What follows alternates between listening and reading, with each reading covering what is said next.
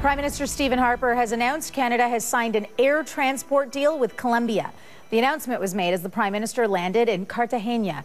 The deal means airlines can operate passengers and cargo flights directly between Canada and Colombia. There are other similar agreements in Honduras and Nicaragua.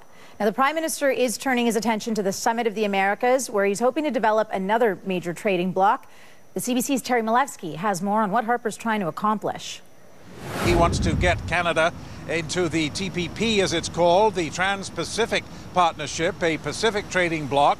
And in those talks, Canada is a latecomer, needs the agreement of those already in to join the talks. So he'll be looking for support on that, which he's likely to get from Colombia and from Chile. More generally, trade with Latin America is much talked about, but isn't growing at quite the rate it might. It has grown by about a third over the last 4 years, but it's still at a pretty low level. And part of the problem, of course, is that it's pretty hard to have prosperous businesses and more trade when there are gun battles raging in the streets. Of course, in Mexico, in Colombia, and many other countries in Latin America, that is often the case.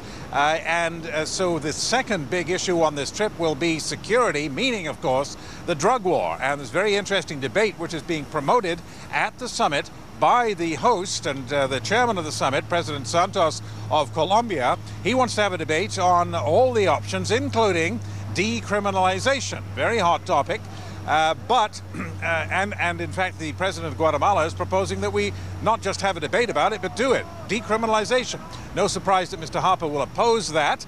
He is all in favor of having a debate about it, but he's going to enter on the side of a firm no. So these two topics, trade and the drug war, or rather the failure of the drug war, are likely to dominate his quick trip to Latin America. Terry Malevsky, CBC News, with Prime Minister Harper's trip to the Summit of the Americas.